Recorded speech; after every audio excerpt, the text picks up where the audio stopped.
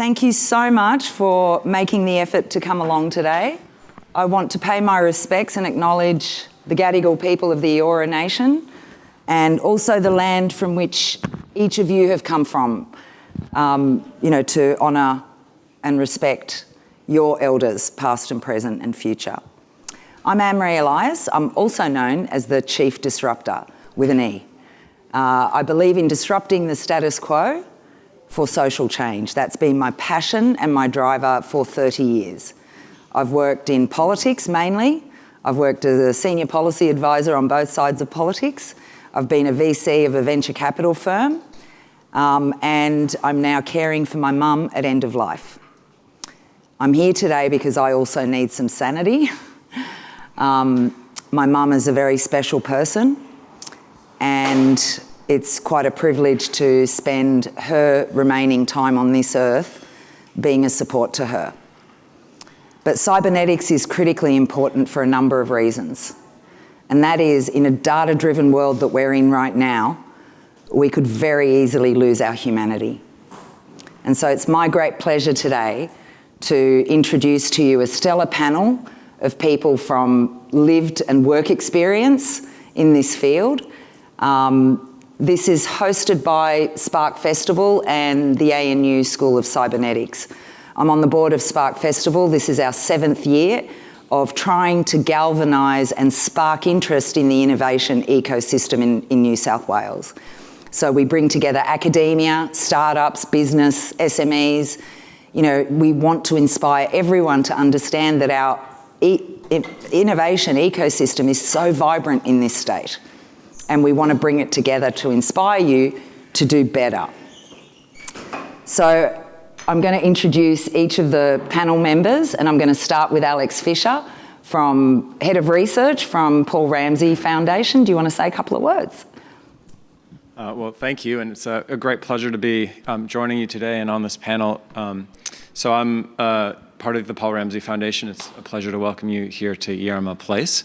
My background is really, as you would expect, a hard one to describe. So I come out of a university system, but was never a real academic. Well, perhaps I was in some people's eyes, but I've always worked in the interface of social policy, practice, technological innovation, and thinking about how it fits into the institutions that sit around us. So here at the Foundation, I work across our portfolios. I'm happy to talk a little bit about the work that we do here, but I'm really interested to learn from the great ideas that have come from the panel. Thank you. Next up is Andrew Akib, who's one of the co-founders of Maslow.io. Hey, good morning, everyone, and thank you for having me. I'm one of the founders of Maslow, and we have a platform that helps families with disabilities, the elderly, and caregivers to manage their care where it matters most, which is at home, of course. And first started this to help a friend that suffered a traumatic injury, and it was very much a startup at that time. But as we've grown, we're now figuring out how to deal with more than 10,000 families signing up to use our platform, and all of the ethics and responsibility that comes with that as well. And so I think when it comes to cybernetics, the real consideration as a startup founder is balancing the mindset of how do we move fast and break things with this other mindset of how do we do no harm and don't kill anybody. And wearing both of those hats at the same time can be a very interesting challenge. So keen to explore that with everybody else at the table here today. Fantastic. Chris Mesiku from ANU School of Cybernetics. Thank you. It's great. It's a pleasure to be here. So at the School of Cybernetics, what I am researching is how disadvantage can be solved or thought in a different light using data and using a cybernetics theory of change. Cybernetics offers, as we have heard so far, great deal of examples and ways of seeing and doing things, and I'm really keen to share how we do that. My background is in data visualization, data analytics, as well as academia, physics. I'm very keen to sit here with people with lived experience and lots of startup experience as well. Thank you. Thank you, Chris. Lorenn, rust up, please. Hi, everyone. I'm not sure if, that's working? Great.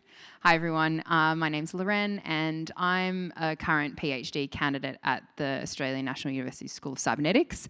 And my research is all about working with AI startups in their very early stages and working with them to help them understand and work through how to put responsible practice into practice with a specific focus on whether a lens of dignity could be an interesting way in to have a different type of conversation. So at the moment, I'm working in an applied setting with 3 AI startups and working to see how we could work together in prototypes and ways of centering dignity in the development of AI.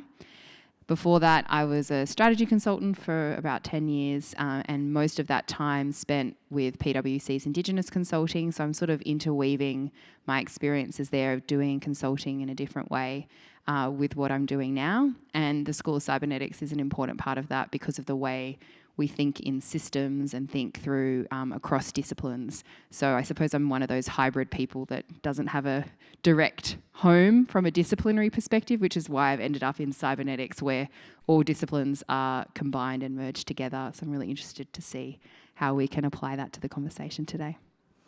Thank you. And finally, Rachel Green from SANE. Thanks, Anne-Marie. So I'm Rachel Green. I'm the CEO of SANE. We are a national organisation that has a mission to end the inequity and exclusion faced by people with complex mental health issues. We have recently deployed the first Australian consumer co-designed portal for people to manage their mental health that makes it possible for health systems to work together. So we provide support services, but we're also able to work with people's GP and building out the integration to work with the hospital system with the goal of ending the fragmentation in mental health, which is one of the biggest challenges that people face. And, there's a lot of opportunity in that work to actually end some of the issues that lead to suicides where preventable solutions simply aren't deployed properly. So really excited to be here today and share some of that work and also, bring in some of the lived experience perspectives that we champion as a lived experience-led organisation. Thank you so much. Now, cybernetics, I'm going to pull out the definition. The aim of the ANU School of Cybernetics is to build the skills and knowledge needed to help shape the future safely, sustainably and responsibly. So that's the framing that I want us to keep at the back of our mind. How do we help shape the future safely, sustainably and responsibly? So I'm going to start with you, Chris. If you can tell us a bit about your work and data and why it's important to frame it around cybernetics. Right. Well, there's a lot of stories we can share here, actually, around just how we can paint a picture. I think what I would like to say first off is that if you're hoping to have a view of cybernetics which is comfortable, then you're probably not going to get it. Okay, so I just want to put that out there. All right, because cybernetics is about wrestling with challenges, wrestling with ambiguity, wrestling with many intersecting things, right, across time, across age groups, across a variety of things. And it's important because right now we are at a time of change. I mean, everyone would probably agree. We can talk about that later. But even the CSIRO recently put out their Megatrends report, right, which showed seven different sectors where change is just happening so much, and AI and data is just one of them, right? So I am coming to your question. I haven't forgotten. So I'll start with an example, and I'd just like to also pay my respects to the traditional owners and the elders past and present of the place that we are at. And I say that because I just want to provide one example. In northern New South Wales, just between Burke and Walgett, is a town called Brewarrina. I hope I said that right. And there is something called, it's a World Heritage, fish traps, created by our First Nations people, thousands of years ago. And with that technology, they've been able to, for generations, not only catch fish in a way that interacts with all the systems there, the people, the environment, and technology, but they've been also doing it for a long time and in a way that is beneficial, right? And key to that is data. And then you might say to yourself, hang on, where's the data in that? All right. And my point is, we're so fixed in seeing data a certain way, right? We think of data as zeros and ones, binary, as something revealing truth, right? So and the more of it we have, the more truth we have. That's their writing sort of assumptions. But from a cybernetics point of view, what we're trying to get at is to say, look, first of all, we have to center the people. Second of all, we have to think of the purpose that is there. And then how data moves affects, where that purpose goes. We're talking about imagining the future here. And so if the purpose is imagining the future, it's about thinking, well, look at this data, look how it moves across the different, organizations or things that we have created, and how is it affecting? How can we direct it? It's like a flowing river. And so in the indigenous perspective that I just illustrated, data is that knowledge there that is shared, that does work, right? And so from a cybernetics perspective, the work I'm doing there is about exploring via cybernetics theory of change how the data can do work towards benefiting people, not only alleviating disadvantage, but also ultimately adding to human flourishing, because that's what this is all about. Our highest goal is human flourishing, and if we imagine a future towards that, we necessarily don't have the magic wand for it, but what we do have is a way of thinking and doing that will always keep that in mind. Wow. I might go to Rachel now and say, okay, I know that was a bit hairy, but there is a thing about humanity, right? And not forgetting that whatever systems that we're designing, ultimately it's actually about people. So tell me a bit about your experiences and how that's expressed itself in SANE. Yeah, sure. And I just want to also echo the acknowledgement of the Gadigal people. Great to be here on the lands of the Eora Nation and pay my respects to elders past and present. What a fantastic example there from the Brewarrina fish traps. It's put me into mind of thinking about how we went through the co-design process of building the technology that we've deployed, because not only were we trying to build a system in a different way, we were trying to do it within disparate systems that don't connect with each other and have very different frameworks and parameters, and that struggle and struggle to manage the tension within family systems. So there is a constant tension in mental health between consumer needs and consumer rights and control and family needs, and that comes down to a sort of a fundamental principle that we call the balance between dignity of risk and duty of care. So dignity of risk, you might choose to smoke that cigarette because you enjoy it. Duty of care, if you're heading towards a major crisis, should we step in and stop you? And it's a constant unresolvable challenge. And it exists in the mental health space because you'll have people who have as much right to take choice and control of their lives, but it comes into tension when you've got family members who can see that maybe that risk level is going too far. What that means is that when people interact with a hospital system, it gets very real with the, should this person be admitted or not? And systems of health tend to fall back on rules and regulations and struggle to navigate the individual situation. And then you put technology into the mix. What information is captured, what information is shared, and how does that all interplay? So for us, thinking all of these things through and looking at the core problem, is a really interesting example, I think, of cybernetics at play, because you're looking at the issue of relationships, of social systems, of health systems, and a communication challenge, and then asking this question, can technology play a role in the solution?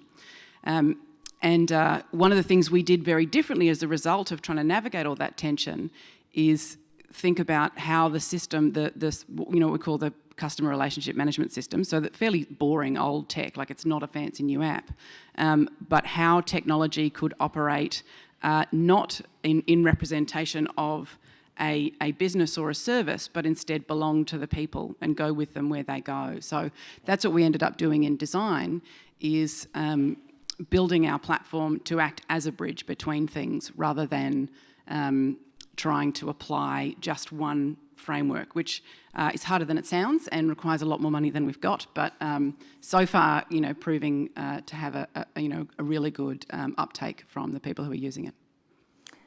Now, Andrew, I'm going to ask you a similar question, and to flow on from that, from your experience with Maslow. Yeah, absolutely. And to your point, Rachel, I think that as a growing company where you're building tools to apply into a landscape that changes the communication norms, that changes the power dynamics between different parties, we're talking about hospitals, therapists, providers, family members, individual participants, and everybody around them that's communicating with them. An ultimate question that you have to ask at the end of the day is, who are you giving choice and who are you giving power to? And who gets to be in the driving seat of ethics and decision making? When you've got different parties with different incentives at play, it becomes very, very challenging. This has been an interesting journey for us, and I'm not saying we necessarily have all of the right answers, but there is something that we always come back to, and that is who we designed this for in the first place. So yes, we did design this for a single friend to start with, and that friend was somebody who wanted to manage their own care, their care needs, and their access to therapy. So for us, that co-design, exactly as you've said, has become a fundamental part of our decision-making process. We always involve customers in every single decision that we make, and it is ultimately about giving the participant control again. The way that actually plays out, though, can be high-level strategy in terms of how do you communicate what your platform does, how do you communicate what your tools do, but it can sometimes be the most minute details within your UX writing, within your permissions control in your product. And yeah, at the end of the day, you've got to involve the people that you choose to empower in the design process and not make decisions on their behalf. It is really about co-design. It is really about human centricity and being conscious of who you're actually giving power to at the end of the day in creating technological and communication tools. Amazing. Next one is actually going to be Alex. Now, with your researcher hat on, listening to Chris and the startups, what are your thinking here about how you can shape research better or be more cognizant of these things? Yeah, it's well, I start, I think, from the same position that data, particularly in the space that we're talking about, is always starting with humans. So I've come from a background working in the environmental space, which is quite different than the social space. But one of the observations that I see carrying across is that fundamental understanding of how within institutions you have overlapping points of decision making. So what I think systems have long been designed for is not starting at that individual level. It's starting at the points where allocation of responsibility has been aggregated. So it might be a health system, a healthcare system. It might be a policymaker at a state or federal level. The question that I think is really interesting is how has technology started to bridge our ability to connect those decision points, not in a hierarchical way and not in a separated way, but in recognizing the overlapping points of connectivity in which what I want as the end user and the human at the center of this connects into the decisions that are being made by health providers, by community support, by family members, by policymakers. And so is there a future where the systems start from a different lens, but are still able to connect across that institutional landscape? And how does that increase efficacy? How does that increase change the way we design programs? And I think, the other point that I've really found interesting from reading some of the cybernetics work is where some of that innovation comes from. And I think, the early from a historical research perspective, and you will know more about this, but cybernetics has come from that understanding of the intersection of human, environment, and institutions. And some of the innovations in the technologies that were first observed came, I think, out of the military, out of World War II, and the places in which the ways we change missile defense systems came from observations out of telecommunications. And so there's this, and I'm sure you can come up with a lot more ideas, but where are we heading in which, there are connectivities of technologies that have so much more relevance for the social issues we're trying to address, but might be in a completely different field. And I've got a couple examples I can talk about later, which I find really interesting, but I might pause there and throw back. So I'm going to go back to Lorenn. I'm going to go to Lorenn in the first place, because you've done quite a bit of research and you've worked in a lot of spaces. Now, drawing from what everyone said, what are your tips or thinking that people like Alex have to think about, but also that startups have a challenge of thinking about? I think there's a few common threads from what we've all been saying, which are very connected to how we might frame things in cybernetics. One of those is thinking about the relationships between things instead of the things themselves, which I think, Rachel, you were touching on that, and also Alex just then. And that's connected to, well, how do we actually practically think in systems and do something about this, like do systems thinking rather than just thinking about systems thinking. And that's kind of one of the big challenges I think that I'm really interested in with working with startups who have really come to conversations with me saying, we want to be responsible, we know this is important, we want to integrate ethics, or whatever the language is that they're using. And there's just confusion about, well, what steps do we take? As Andrew was saying, how do we balance these different priorities that are coming up? And part of it, I think, is a recognition or a changing that this isn't a one-off static thing that you can do. And I think that's where cybernetics comes in, because it recognises that this is an always dynamic, ever-changing system of different factors. And as Alex so beautifully said, in terms of being human factors as well as the technology itself and as well as environmental factors, those are sort of the three categories that we might talk about. But there's lots of other factors also all interacting all the time. And I think often, we want a quick fix, particularly when we're a startup, we're trying to do things quickly. And this idea that it's not just a tick-the-box exercise, that it's actually a muscle to build, a response, an emerging engagement in these issues over time, that it can't really be solved or checked off, as we've already hearing, like these tensions are they're there all the time.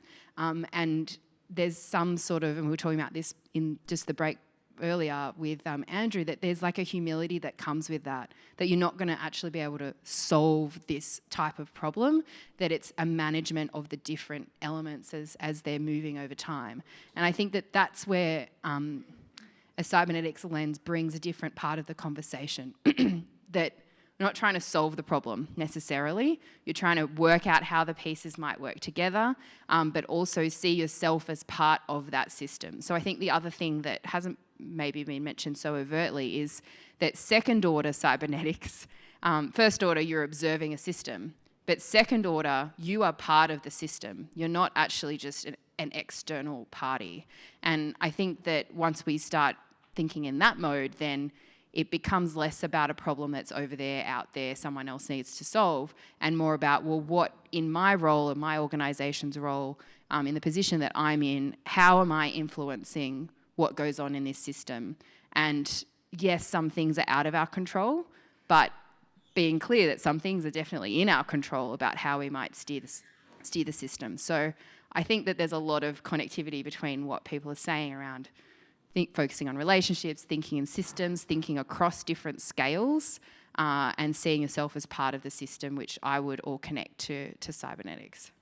I think it's funny, talking about it with a lens of systems thinking. One of the top tips is always also don't overthink it, because 100% you're going to want to redesign things 3 months in and maybe 6 months in as well. So having that openness to be able to go back to a co-design process and sort of re-co-design once you've got a working user group, I think is so critical. But I was thinking also about back in 2015, actually on the first Paul Ramsay Foundation funded project, I led the design and implementation of Lifespan, which is the systems approach to suicide prevention based on the fairly radical but simple idea that multiple evidence-based interventions in the same place would have a better effect than disparate things on their own. And it was designed to produce 2 benefits, synergistic and catalytic. And synergistic, the obvious one, the better trained hospital and the better trained GP might work better together for a better outcome. But my favourite one was catalytic, which is by virtue of doing things and working together around a common issue, more stuff happens that you couldn't predict.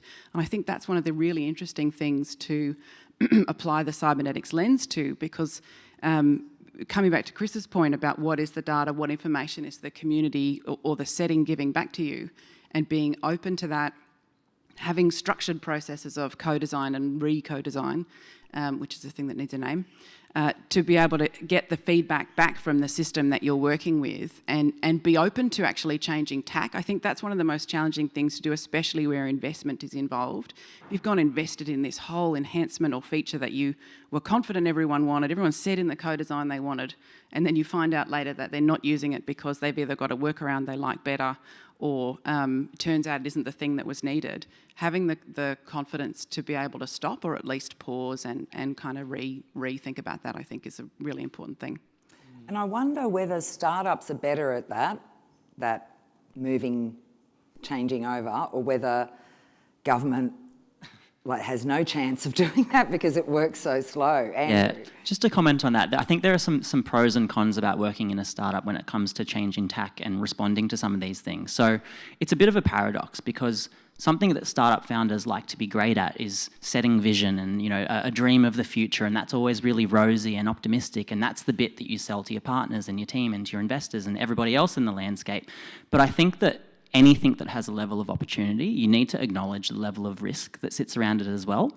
So as part of our quarterly strategy session, speaking practically to how we do this as a startup, we have a game called the Black Mirror Experiment, where with our vision that we're setting, and all of its rosy optimism, we like to talk about what would happen if our product influenced an episode of Black Mirror, and how would that story actually play out.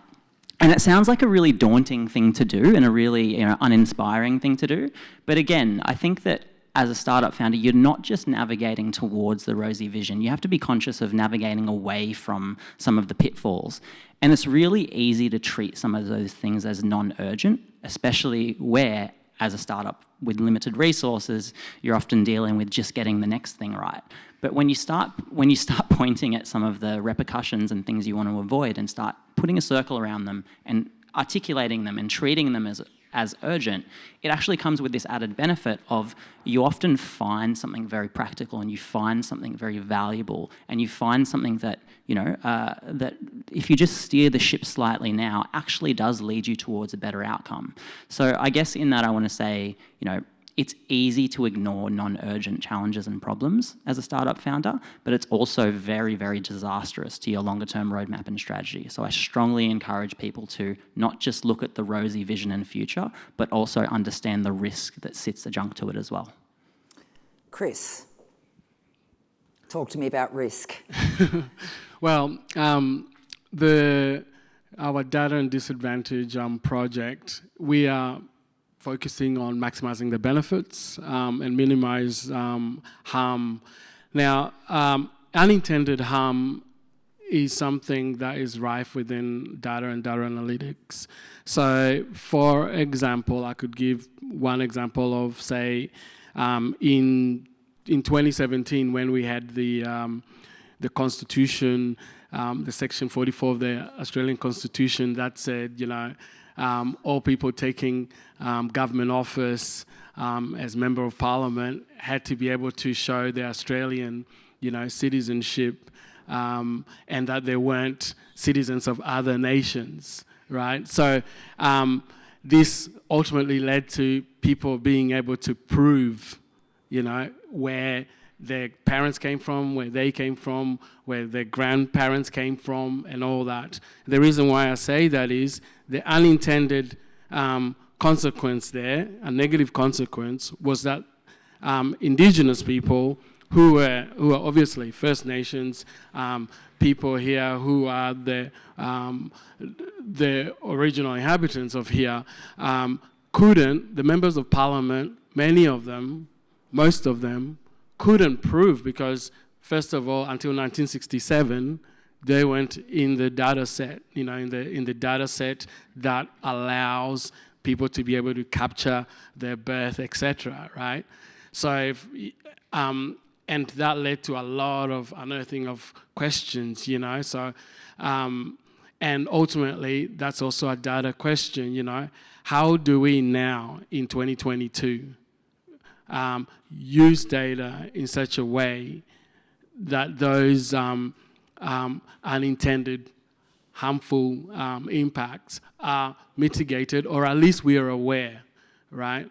And once again, this is an important part of cybernetics, whereby it gives us that lens of steering. Cybernetics comes from the Greek word Kubernetes, which stood for the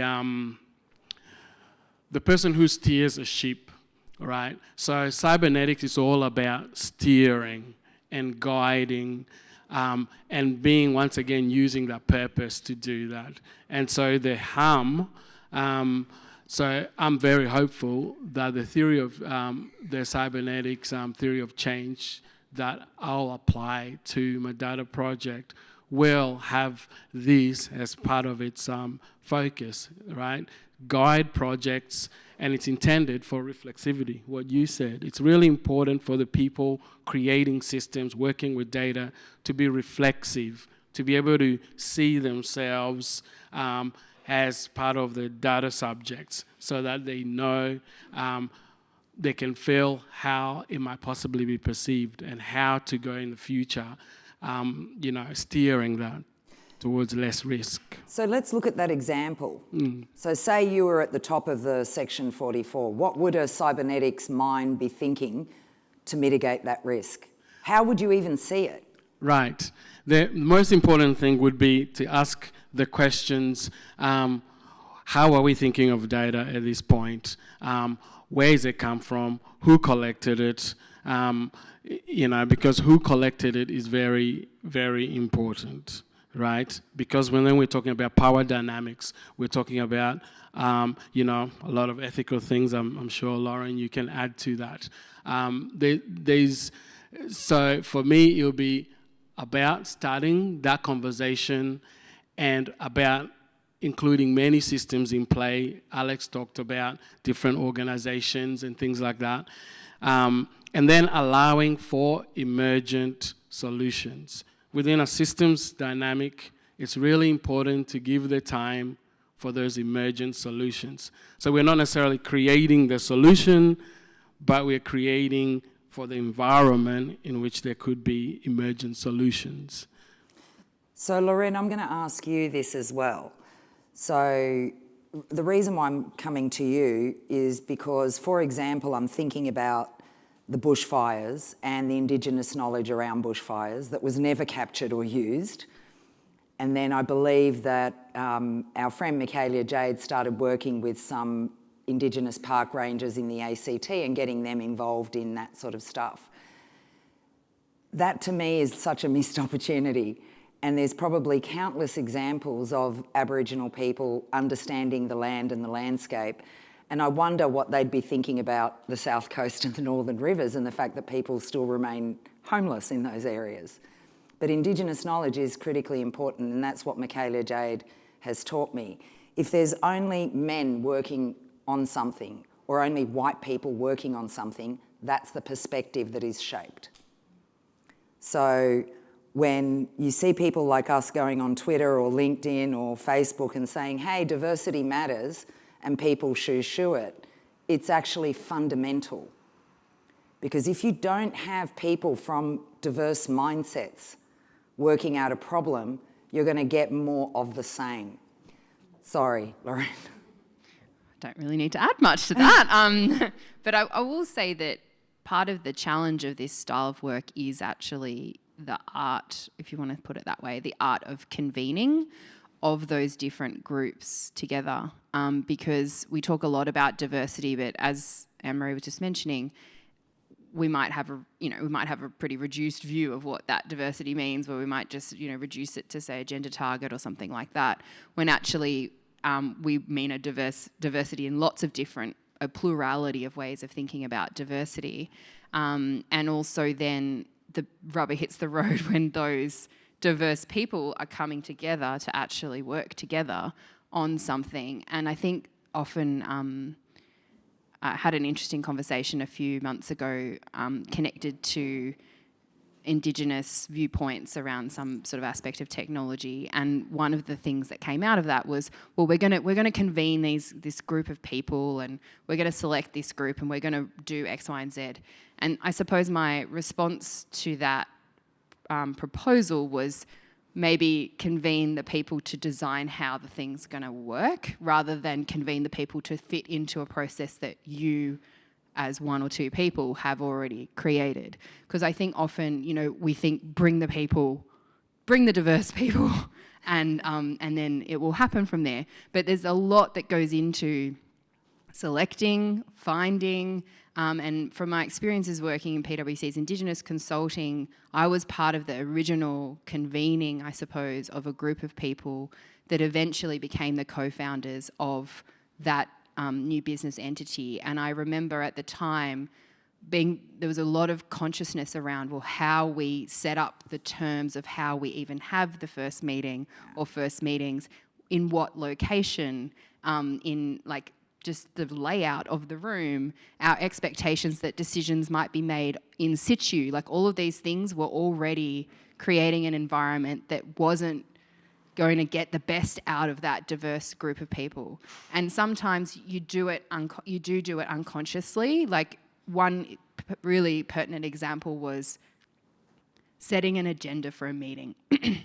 Seems like something you do for efficiency and for functionality, but when you're in that space where people make decisions in different ways, people don't make decisions in a room with others necessarily. They want to have their other conversations. They want to decide by coalition, not individuality. Setting an agenda with an expectation that decisions are going to be made on the spot is not a safe environment for people to actually engage. So when we talk about diversity, it's not just the people in the room, it's all of the things that go around that. And it can be really difficult to work out how best to convene that space. And often that means taking yourself out of that space and relinquishing control to really have a space that's safe, psychologically, physically, all senses of safety.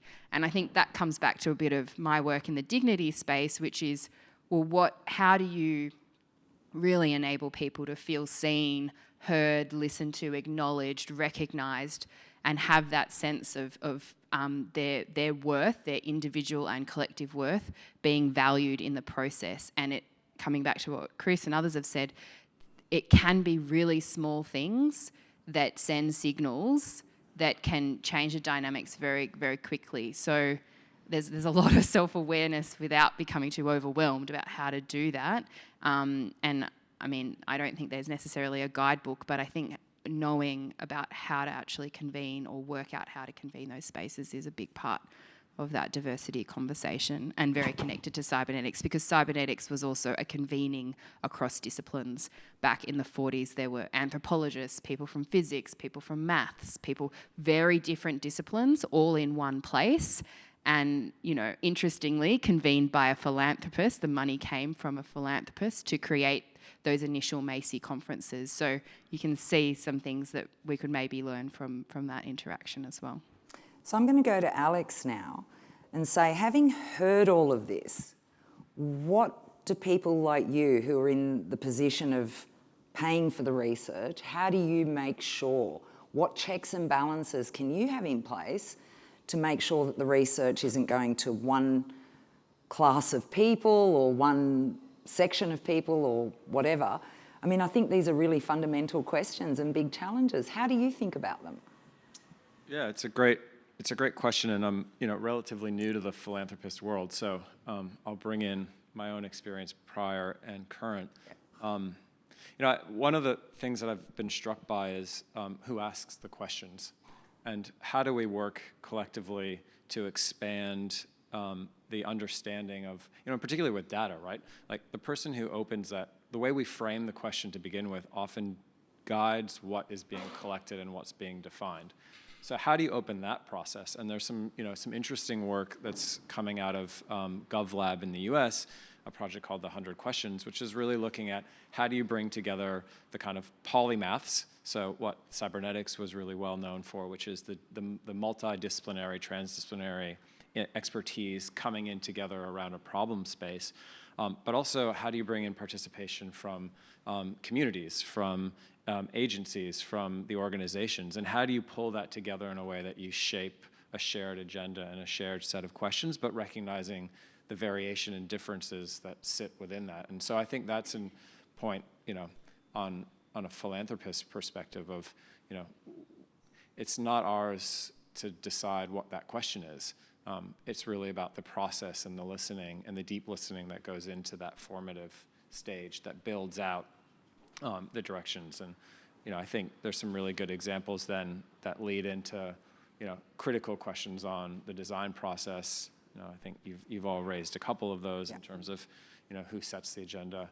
But I think there's a real challenge for modern philanthropy to think about what that power dynamic is in the room, and unfortunately there always will be. Like unless you fundamentally change the ways in which grant money is given out, there's still processes and checks and accountabilities that require some level of reviews, but you can totally radically change that. One project we've done, I don't know if certain partners have been part of that, but there's explorations on what peer-to-peer philanthropy looks like. So instead of a philanthropist deciding, you put together, you put people in a room who are all interested in applying for that money, but they work out together how to spend it. And so again, there's power dynamics of who's in that room, but there's a fundamental change, which is it's not, an organization making the final decision. It's a collective trying to work out where to allocate that funding. So there's new models that I think are emerging and interesting places to play with. Has the potential to be the Hunger Games as well. It does, yeah. I wanted to say, let's hear it from the two diverse startup founders. Yeah, I think about your experience. I mean, I do think different. We're talking here about the role of stigma and bias, and also the need for openness. And I think different ways of thinking about the question and different funding models in particular can play a really powerful role. And one of the things that sets back social change in this country is we still use mostly a model of governments spending a long time studying the problem, wanting to do a big macro strategy and framework to solve all of the problems at once, things that never work for a whole bunch of reasons that you can learn about in implementation science. And then they use outdated tender processes that are better suited to who's the most efficient builder of a building to try and deliver social change. And the opposite to that, thinking about what would an open door to innovation and solutions look like? What if we just looked for solutions to specific problems and ticked them off one by one? What if we got organisations in a room and said, okay, here's a budget, what's the best way to solve these problems? But also just the virtue of, coming back to that point I made earlier about catalytic solutions, the role of kind of, untied or looking at untied funding, but also having the ability to approach a question without necessarily knowing the solution, I think is really valuable. And you can apply that thinking kind of across whatever you're doing, being open to outsider thought, because it's one way of addressing that issue of stigma. I'm coming back to Chris's example about the Section 44, and there's a stigma and a bias in what is data, because if we were open to the idea of stories and songlines being data, then there's plenty of data to show First Nations people have been here the longest and have the right to sit in Parliament. But you have to be open to different types of data. There was a presentation I saw recently where they were talking about a health information system and thinking about data, and And they were going to combine different data sets to produce a sort of a score out of 10 to help the health provider. And the question we were asking sort of amongst ourselves in the back of the room is, but what does 3 mean to you? Does someone's health score of 3 mean they should get more support, or are they not trying hard enough? What happens to the 5s? Are they going to be the middle child of healthcare? And I think you need to be open to the answers to those questions. And so this process of being open to different people in a room, even when, and I guess making the call for the open door public. That's one of the things we often do poorly, I think, in the social sector, is we decide we're going to do a process and solve a thing, and it's all very sort of word of mouth or internal, and not putting it out there and saying who thinks they should be involved in this conversation. I think that's a really important principle that can help maybe offset some of that risk of a closed door and a predetermined process. Yeah, I was just going to jump in there with the ratings and that. I think you're spot on with issues coming up with in regards to what it means. But I think another important point is at what level of the process that appears. So there's something positive about it. For example, if you used ratings, we're talking about steering, towards a preferred future. So if, let's say, you used a rating, let's say a startup, right? They want to use data. They want to use it in a way that is, beneficial in the future, hopefully mitigating harm. Then it will be good for, and you guys can correct me about this, I think it will be good to have a sort of rating system that at least gives a tentative indication of whether people are heading in the right direction.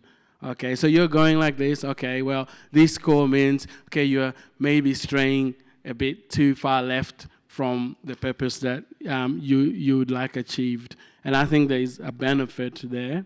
But, of course, I acknowledge that there is also. Yeah, as long as we question who interprets the data too, though, because most of these systems show the data to the provider and not to the consumer. And there's a parallel for us in workplace mental health, which is a thing I've worked at in policy settings for more than a decade. And there's been so much effort and energy, but all targeted and leaning towards keeping a well workforce well. And with all of this investment and resources that exist, when I talk to people individually, they talk about very complex cases, but we're still in a situation where we, as the organisation that represents complex mental health, we go to these conversations and people say, well, what's SANE doing here? This is for workplace mental health and you guys support, people with schizophrenia or bipolar disorder. And we're always in this position of saying, I hate to break it to you, but you just don't have the data. You don't hear the stories that we have about people who live with complex mental health issues and they're already in your workplace. So it's that. Who's doing the interpreting? Are we even asking the right questions? Where are we getting our information from? Are all kind of foundational questions that I think at least help us to start the conversation. Super important. Now I'm going to defer to you guys, and gentlemen and ladies, to be asking some questions. And hopefully you can bring up some examples in your work that we can actually crack here on the panel. Is anyone brave enough to be the start? Yes, please. Awesome talk, by the way. So this is mostly on the ethical side. I know there's a lot of talk of you mentioned power dynamics, and I think it's very relevant to cybernetics that if you're going to be part of a second order system, then at some point the question will come up as to do we give it autonomy or not, right? Sort of like the Terminator game, if you want, in the Black Mirror. And just, I'll leave it there. I don't want to put more context on it. I'd love to hear your thoughts on that. Right. So I'll take it and let's see where it goes. So your question, if I can paraphrase, is basically a question about agency and at what point agency comes into the picture. Is that's right? Yeah.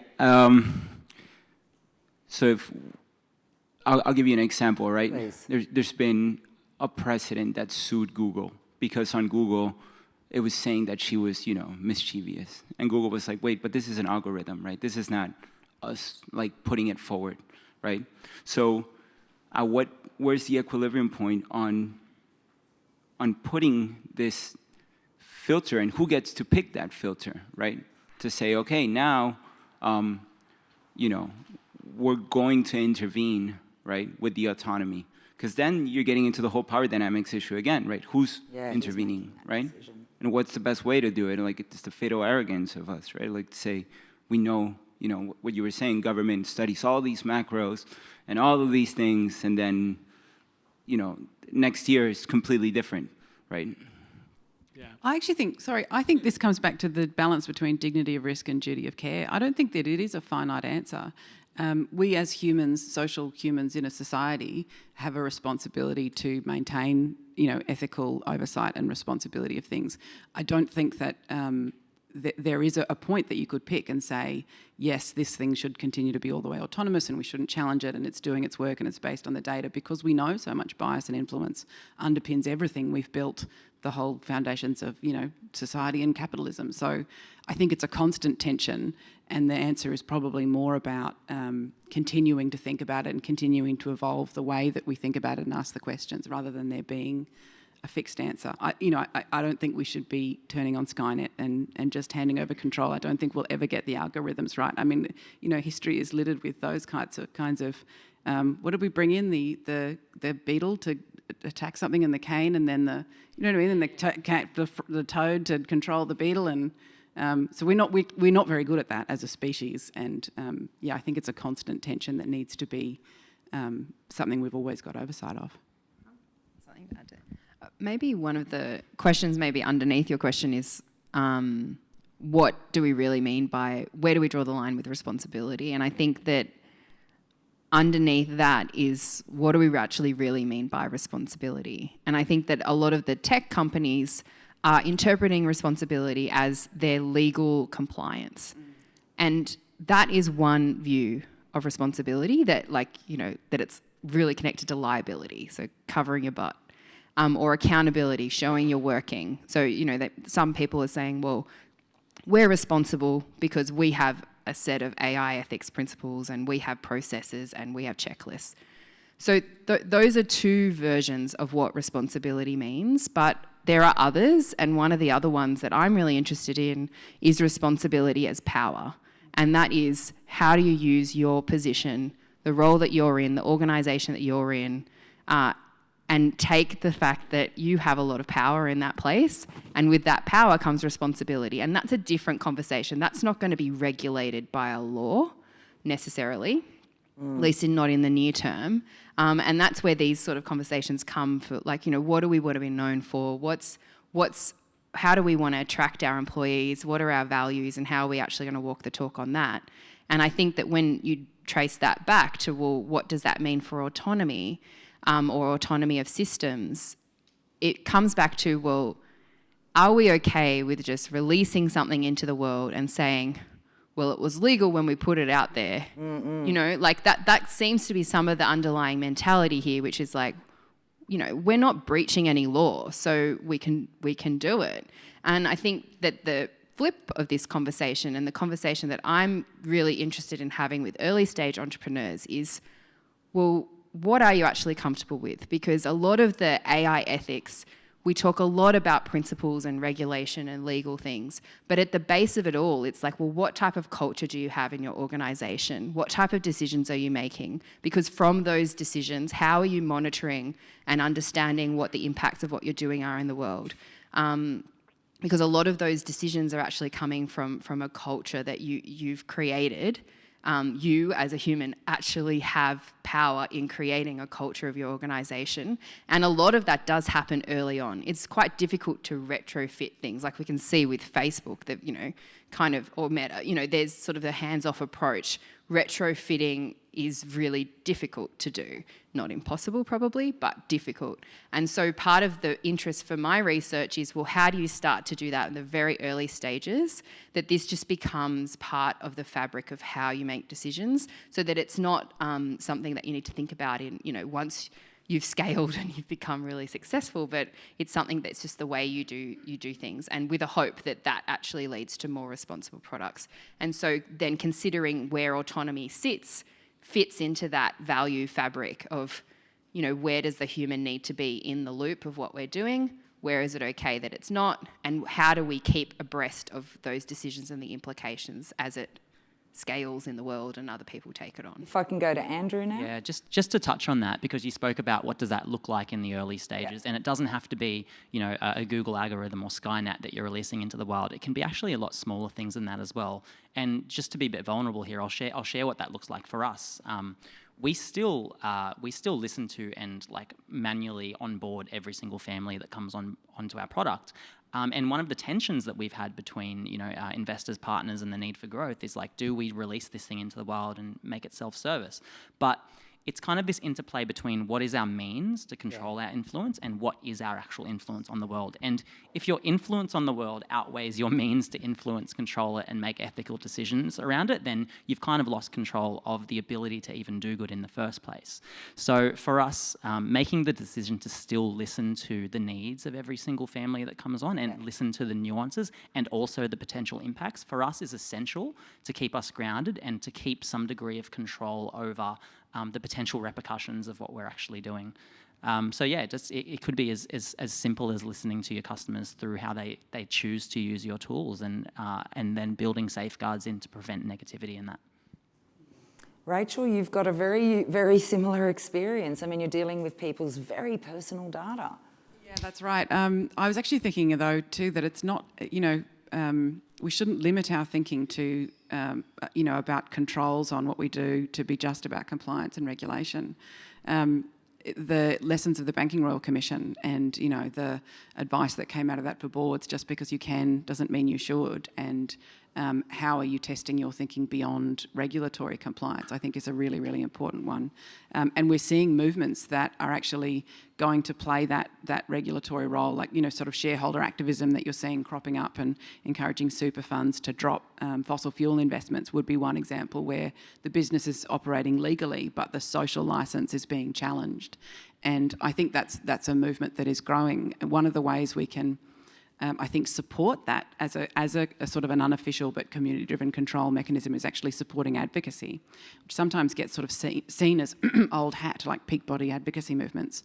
Governments typically don't like to fund them because they do a fair job of criticising government, but they also, I think, you know, can and will become into the future a control mechanism around ethics and AI, and it's one thing that we're really trying to drive and support at the moment, because in mental health in particular, that data is really sensitive, and the way people's information gets moved around has a real human impact on someone's outcomes. Whether someone lives or dies can come down to whether the information was shared, whether enough information was captured, whether it was accessible at a critical point in time.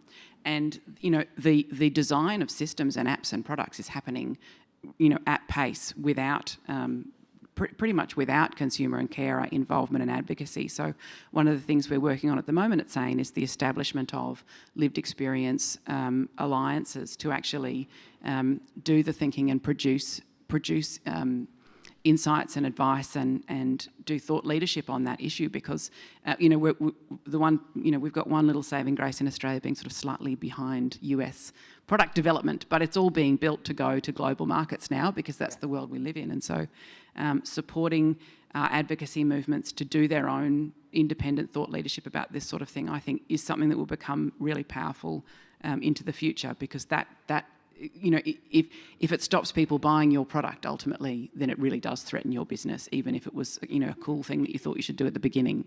So being open to those movements, and I think supporting them from a social point of view, is one way we can offset that risk. Any more questions? Burning questions? Yes, please. Oh, sorry, that lady. Then here, then there. Hello, my name's Anna. I work for a software company called SAP, kind of large, but we are trying to do good things. Anyways, one thing that I would like to talk about, you've brought up the importance of humans being kind of centered. What does this mean, though, for all life, and how have you started to incorporate life beyond the humans that we're designing for in this world? Thinking about larger ecosystems. So I think the important thing about cybernetics is, even though, yes, the human, guided by human purpose, the other three key systems environment, culture, technological systems. I think within the environment and ecology, it provides the opportunity to really take that into consideration, what you have said, because it's not only about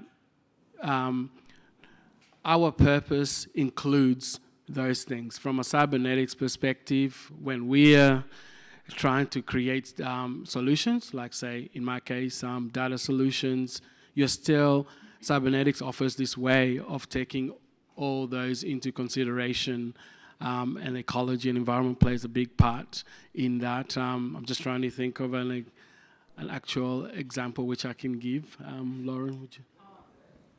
Well, maybe not an example, but a place to go to find some examples. So Marcus Foth, Foth, I think he's at Queensland University of Technology. He focuses on, and his group focuses on more than human-centered design. And one of the projects that we did when I was a master's student was looking at more than human-centered design as part of how to think through a smart city, for example. So what's the role of other human, non-human, animate, non-animate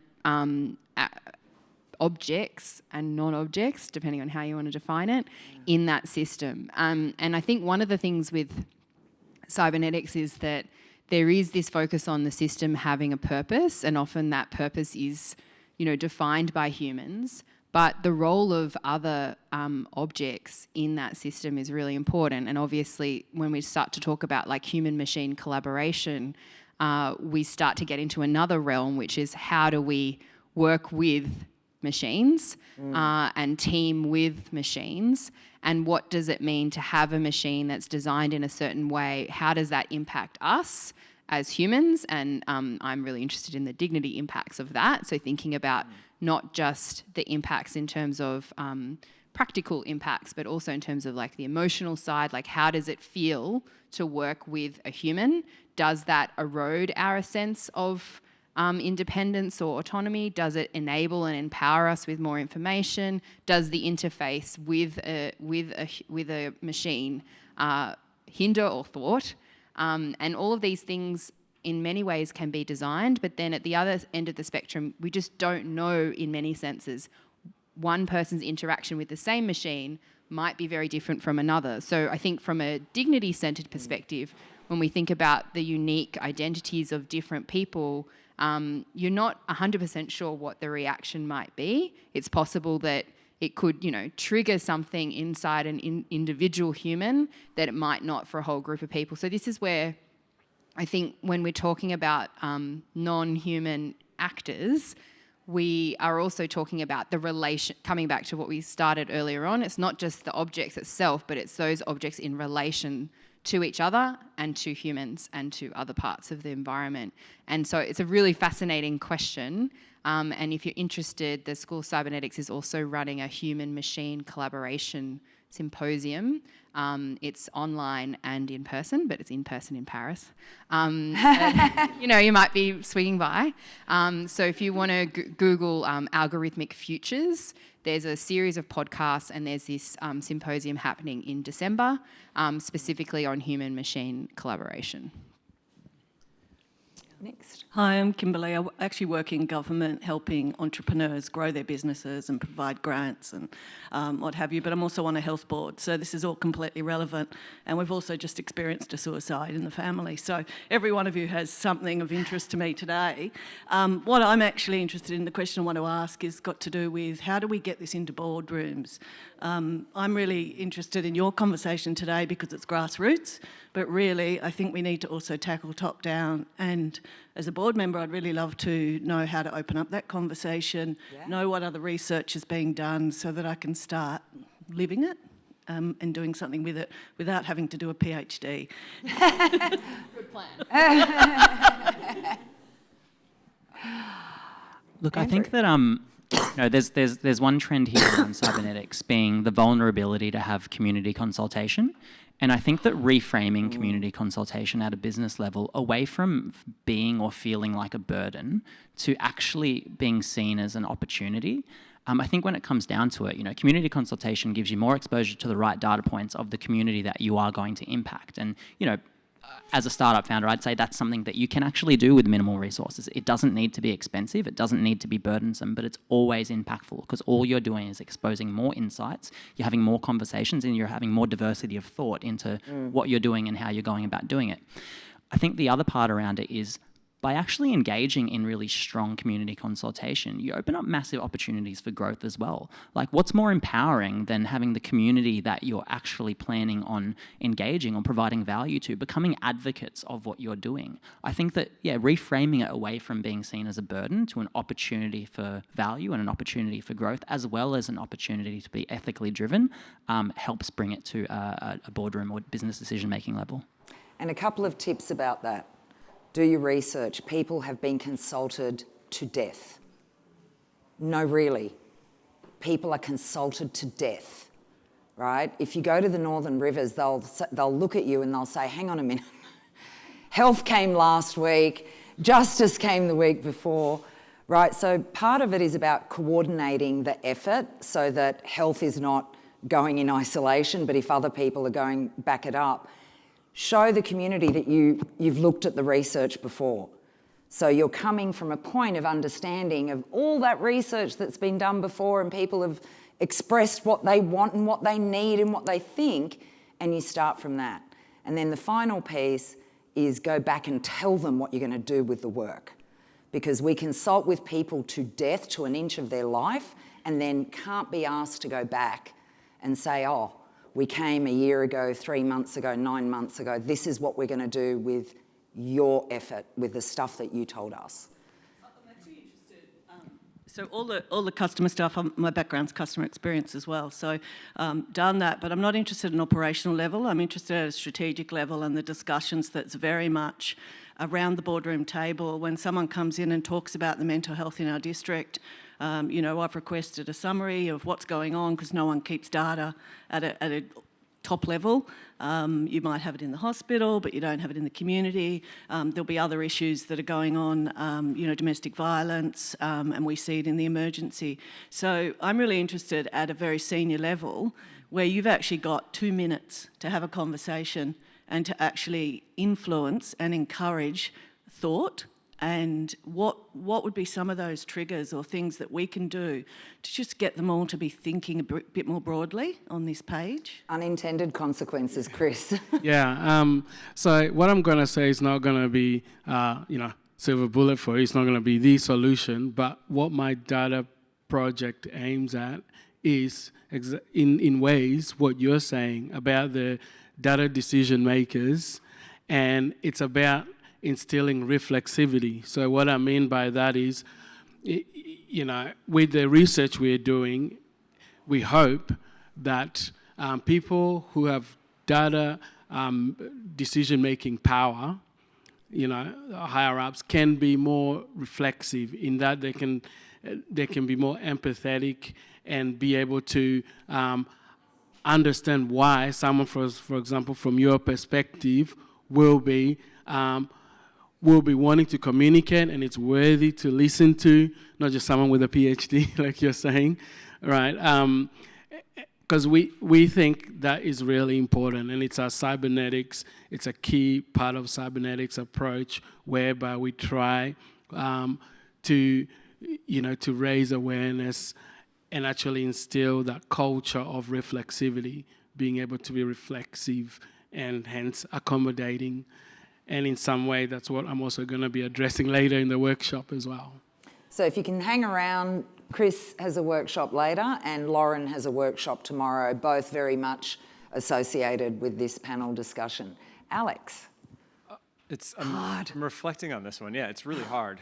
And if I take it in a slightly different direction, but leading to the ultimate point, I wonder if there's a fundamental need to shift the way we teach and understand data literacy, starting from the youngest levels, moving all the way up to what you're saying at the board level. And what I've observed in a lot of this work is that there's a lot stronger focus on data coming out of specific disciplinary approaches, so engineering, statistics. Where in that is the focus on the humanes, the sides of on particularly what we're discussing, the social dimensions of use of data? And so, I wonder if there's almost a question in the way in which we shift the kind of pedagogies and ways we teach understanding of data and work that up through the process to then get to the boardroom. I can list, there's a bunch of really interesting initiatives I've seen globally. So the World Economic Forum, which has its own issues, but is a place in which executives come to. There's a big push in that forum to raise the questions and change cultures around data use. There's a great program out of the Patrick McGovern Foundation in the US, which is very much focused on boardroom level understanding and bringing in the C-suites and the board levels to engage them around data. So there are programs that exist, but I don't know if I can say anything systematically beyond that literacy shift. I would just add to that a couple of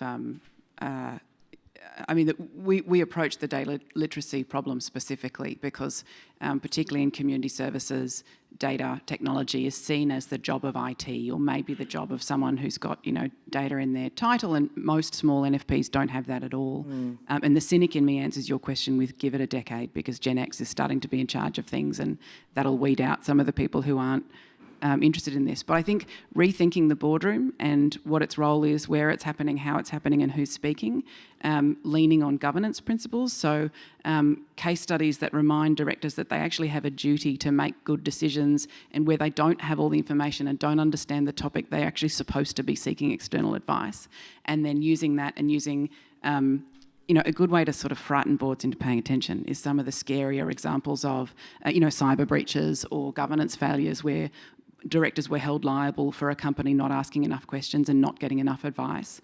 And coming back to Anne-Marie's point, linking case studies of where directors got in trouble with examples of where problems might already have been addressed or considered. There's a phrase from Dee Backman-Hoyle, as one of the leaders in the consumer and carer movement. She says, "We consul told you already."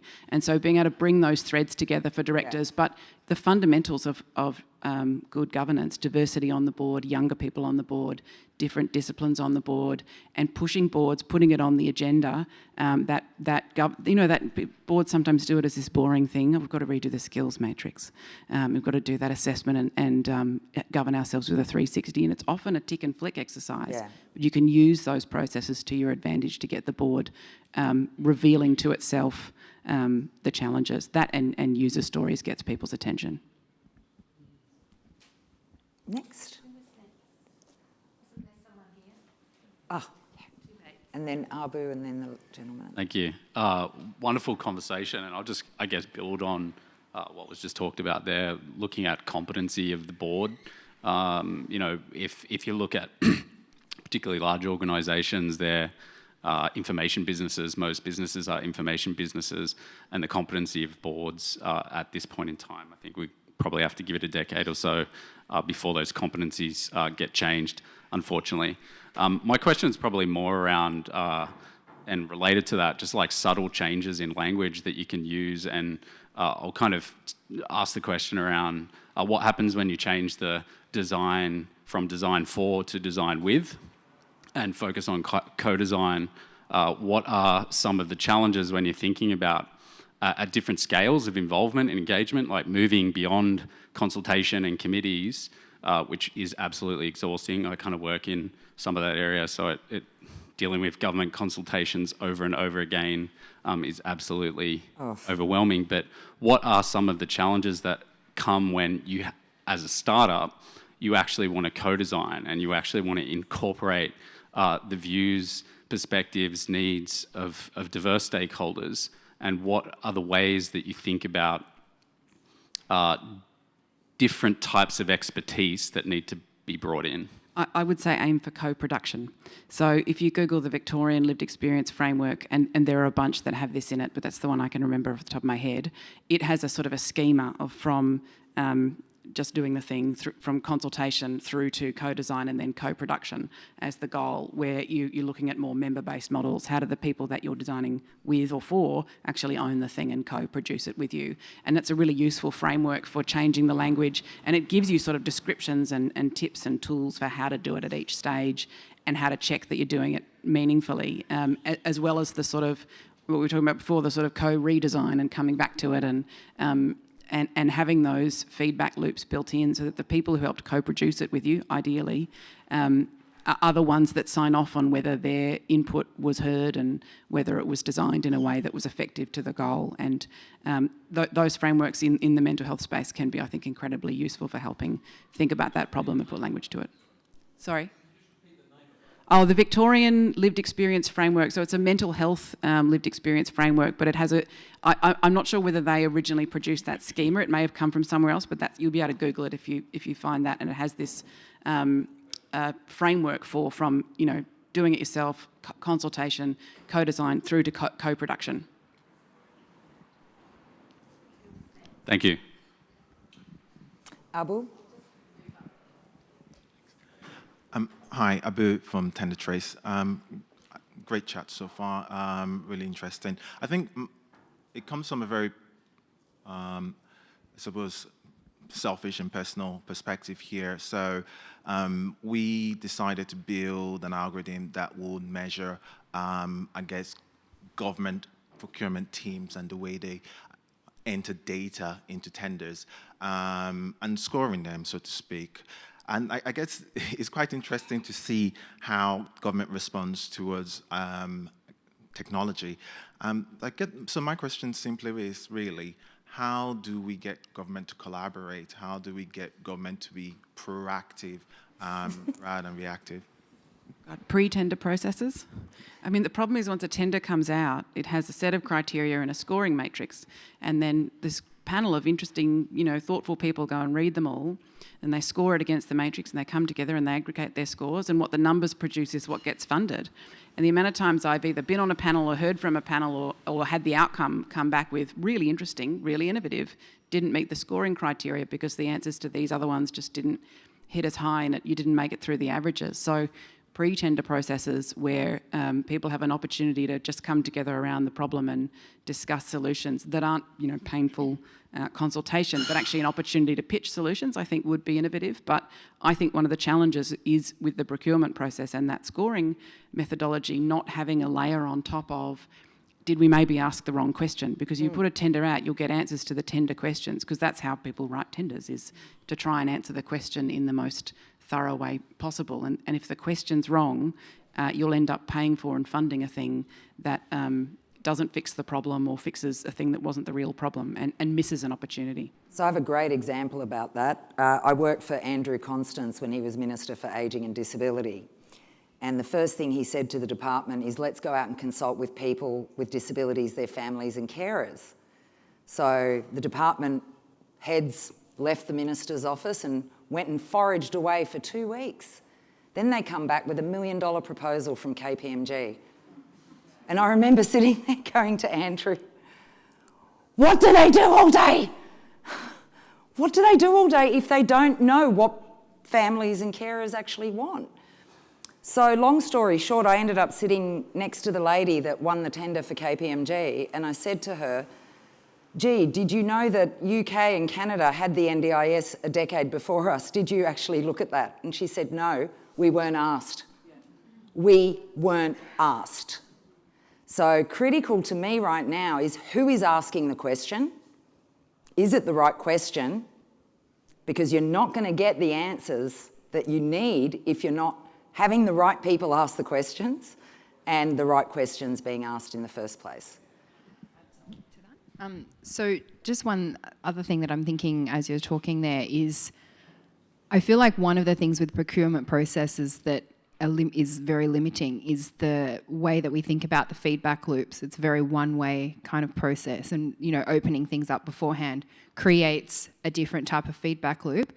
Another one that I've been a part of before is actually, as a consulting organisation responding to a tender, is directly not responding to a tender and instead sending a letter as a coalition about why we have not responded to the tender, and essentially saying that we've not responded to this tender because you're asking the wrong question. This is how we would reframe the problem. And instead of us going through the process of trying to fit ourselves to their boxes, just laying out why we think that it would be better if we framed it in a different way, and that we're open to further conversation about that should the occasion arise. In one of those situations, we've done it a couple of times. In one of those situations, they picked someone, they went through the tender process. 1 year later, they came back and they said, you were right. And eventually we actually did that job. We didn't submit the tender at the time because it was wrong. How they'd framed the problem we knew would not solve the issue. And that was from our understanding of what was happening on the ground and being a majority Indigenous business and having majority Indigenous staff. And again, that lived experience perspective changes the way that you might see the situation. So if I put that in a cybernetics lens, that is another feedback. That is a feedback mechanism that we created by a letter. But from a government's perspective, you could see how might you actually formalise a different type of feedback channel to know that instead of it just being, well, we had a lot of people that didn't really answer the criteria, like they must be silly or like they mustn't have the information for that. Well, no, people might not be answering the criteria because the criteria don't speak to what they feel is most important. So I suppose my reflection back on that experience is from a government's perspective, well, how do you create other types of feedback? It can't just be, here's the tender, respond to it or not. What other sort of feedback channels could be created to, coming back to what Andrew's been saying, like this consultation process not being a liability, but actually helping you craft things in a better way. So I think that from a cybernetics perspective, we would see that as creating right types of feedback loops and being part of that system. Alex, I'm going to come to you because this is all enlightening and, begs the question, how are you finding all of this from a research point of view, and what can you be doing to make sure that there is the right questions being asked and the right people asking the right questions? Sorry, it's a really big one, but it's so fundamental to what we're all here for, really. Like, not just from your perspective, but that's a research perspective, government's another one, startups another. I mean, look, so I'm currently not in the role of a researcher.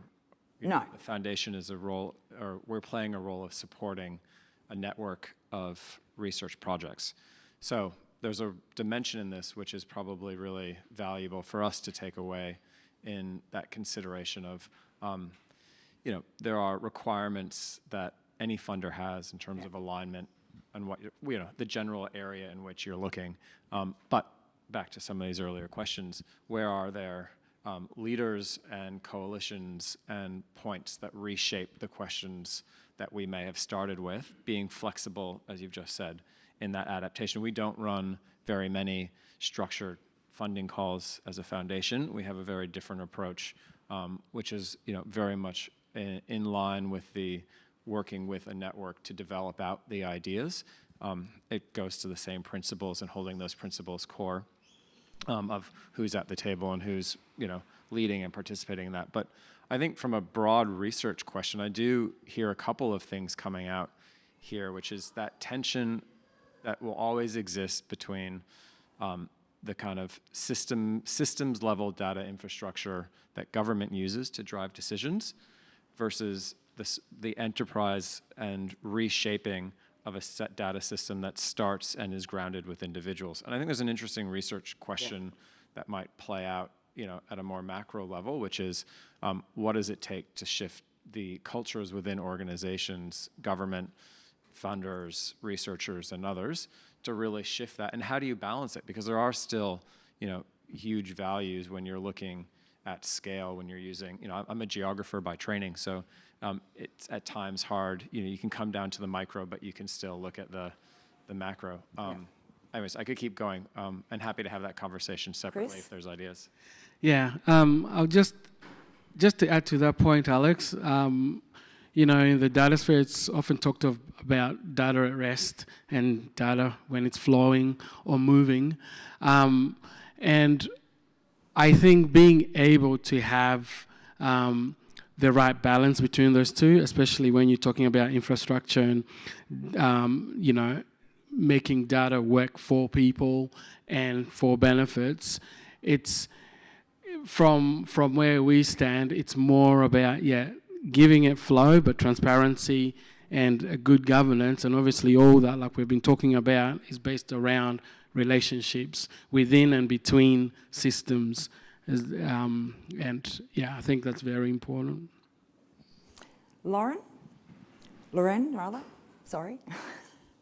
Well, just from the point of view, I'm just trying to draw out this idea that, I think the thing that fascinates me is there's actually nothing to fear because we are shaping the technology.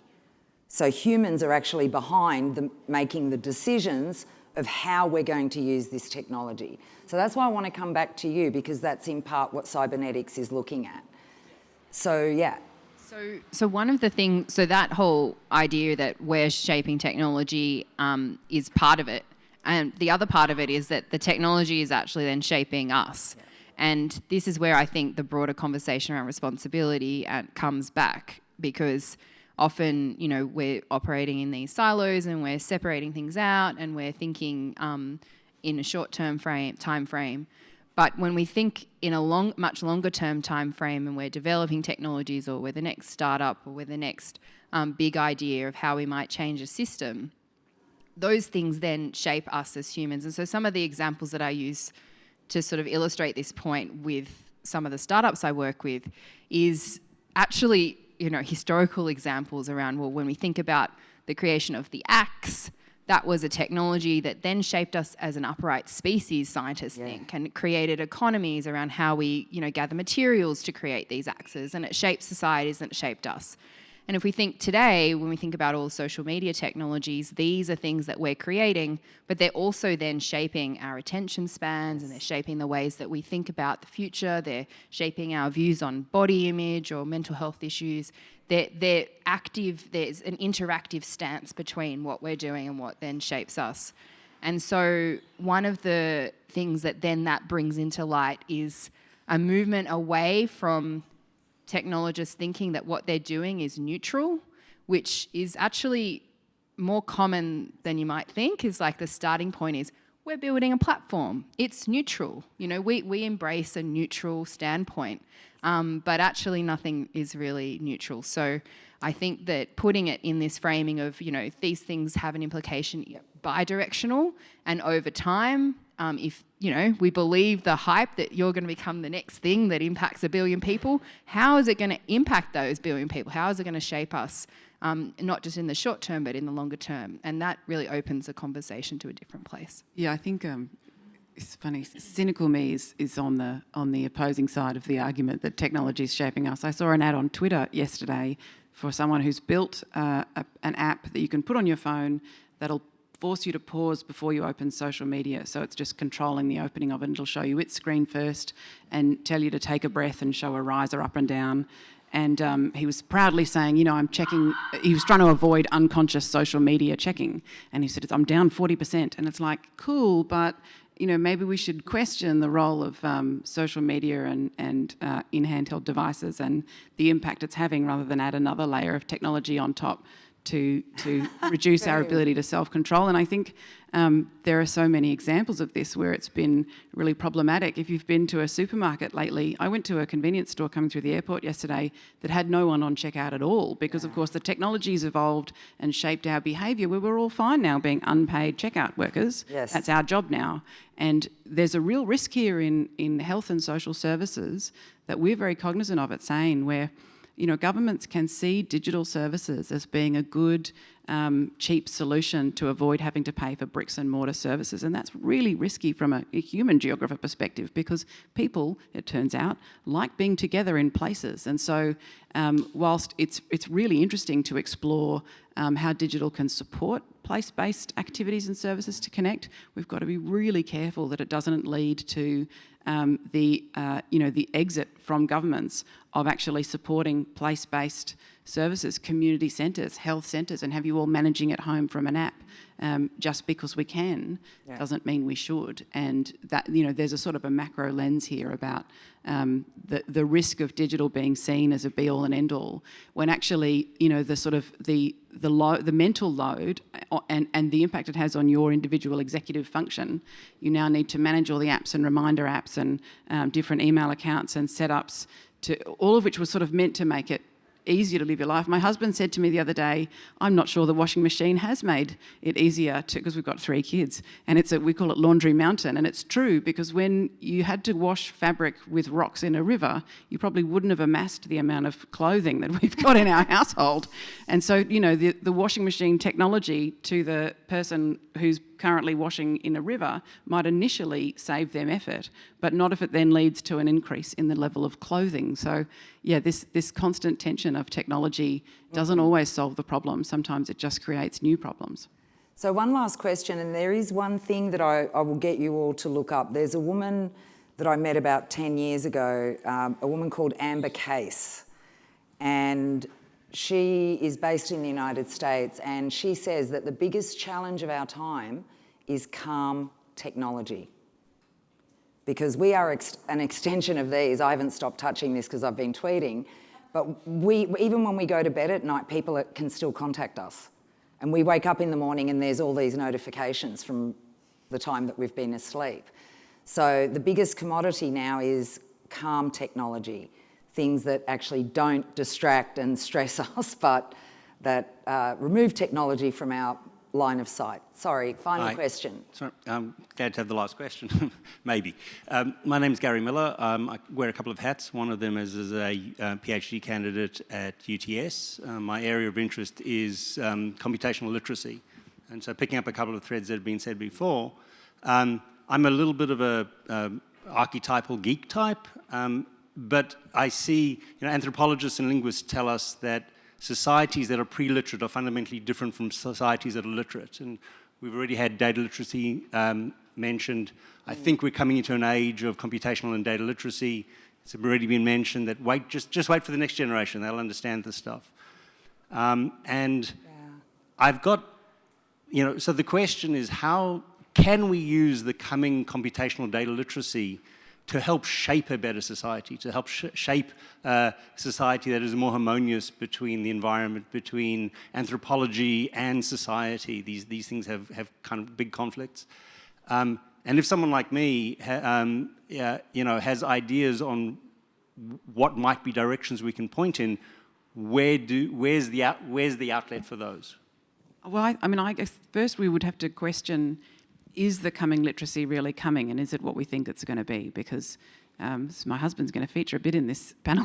He teaches kids in high school, and he says he's always really surprised when they don't Google things, and because he grew up, and lived through the beginning of Google and being able to search for an answer, and so that's a really locked-in behaviour. But he said it's not something. He continually observes kids that don't have that in their mindset. So we may think that we're getting a data literate generation coming up, but I would be interested in, literate in what and literate in how. And actually one of the things I think that we should be focusing on is curiosity.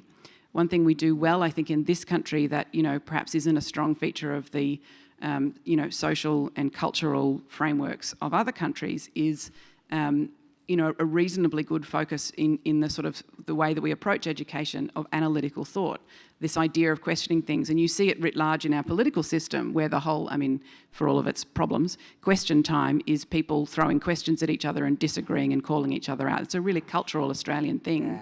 Yeah. It goes too far in the tall poppy syndrome, but this idea of cultural acceptability of questioning things and calling things out, I think, is a really critical one.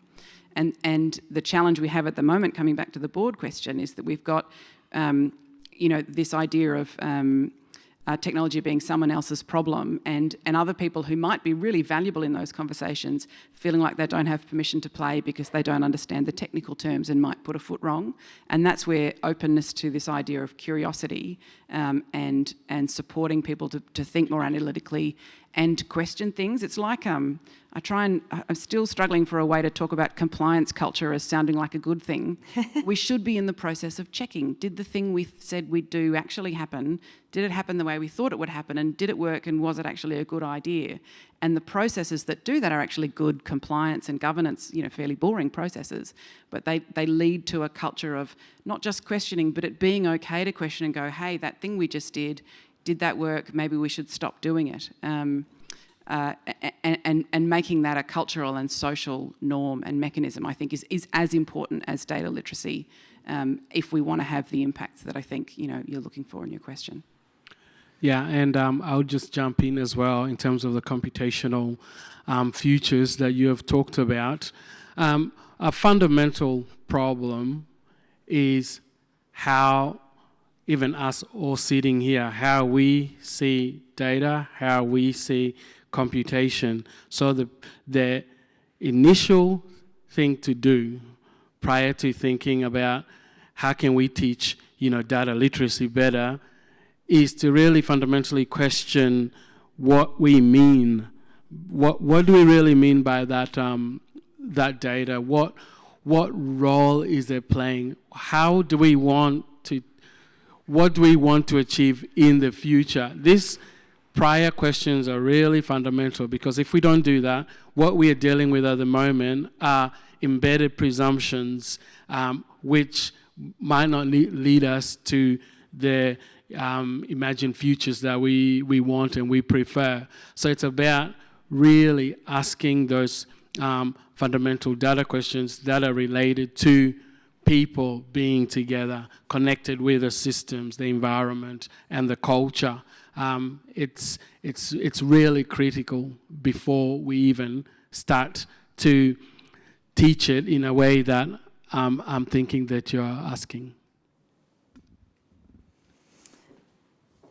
That's it. Okay, well, first of all, thank you so much for being such an engaged and respectful audience to our panel. I really do want to thank our panel. Every single one of them has taken time out of their incredibly busy lives and days to spend the time at Spark Festival and share something that they know about this topic. I'll start with Alex. Thank you so much for being our gracious host here today. You've got such a beautiful space, and I believe some of your residents are here as well, so that's fantastic. Andrew, Akib, what can I say, but thank you so much. I am thoroughly enjoying that through Maslow.io, my mother, who's sitting in a nursing home at end of life, has her own QR code. Shut the front door. That is where data gets real. And I can see every person that's gone into her room, and I know they have the instructions of what we want for my mum every step of the day. That to me is so powerful, and I love you so much for doing what you do. Chris, I'm coming to your workshop, and I'm super excited about the way you talk about data as stories. And just one thing that I really wanted to say, it's been my holy grail for a number of years. Data is people. These numbers that we keep going, and 4 million this and that, it's people's lives. So let's be respectful of that. It's not data, it's humanity, it's people, it's giving us insights about things that are really important that help us shape our services or our products or whatever. Lorenn, I have a secret crush on you now. Like, it's official. It's official. It's like really bad. But your work, your research focus, your PhD candidacy, I'm just so excited, and I'm so glad there are people like you in the world that actually care so much and are really trying to make sure that people like us are grounded in humanity. That this is about people and how we can do better. Rachel, thank you so much. I thought you were coming from Melbourne. It's great to know that you're Sydney-based, but you'll probably have the most privacy-related data feature in terms of your app. I mean, you're dealing with people's mental health. This is so critical. So thank you so much for coming and sharing your insights. As I said, there's a workshop after this with Chris, and tomorrow I'm coming back to sit in Lorenn's workshop. So you want to be ethical, now what? So thank you so much. I do want to ask the wonderful Jackie, who made all of this happen, to say a few words, and thank you so much. Thank you, Anne-Marie. And I would like to thank Anne-Marie Elias, who's an absolute champion for the startup sector. Big round of applause for Anne-Marie. Thank you. And if you haven't yet done so, please sign up for Weekly Sparks. There are events like this every day of the week, and we are all committed to shaping better futures, each and every one of us. And for those who are interested in us at the ANU School of Cybernetics, we are about to officially launch our school and you're all invited. We have a public program kicking off on the 29th and 30th of November. Check out our website. I'm sorry you can't see it, but just look up cybernetics.anu.edu.au. And we'd love you to have a look at our website and see what we do at the school. We offer experiences, we have a master's program, and then we have brilliant researchers like Lorenn and Chris, who I'm so privileged to work with. So thank you all for coming. Thank you to Paul Ramsay Foundation for hosting us. Do stick around for morning tea, and if you'd like to join Chris's workshop, we might let Chris have a bit of a break. It's scheduled to start at 11:30, so we might just pull it back. But who's going to Chris's workshop next? Okay, so if anyone else would like to join that workshop that's kicking off at about 11:40, come and talk to me and I'll take you up there. But for now, thank you to our wonderful panellists, and do stick around for morning tea. Thank you.